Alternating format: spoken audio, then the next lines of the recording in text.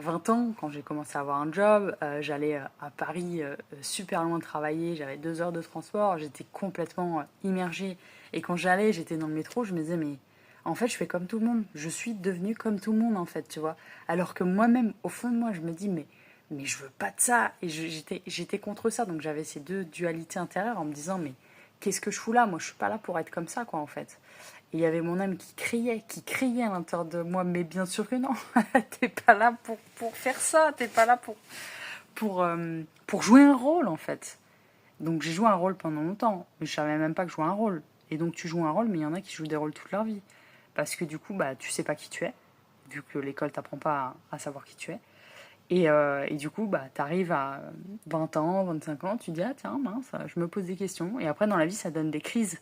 Et tu vas dire, ah, il y a des crises de la quarantaine, des crises de la cinquantaine. Mais en fait, ça, c'est pas normal.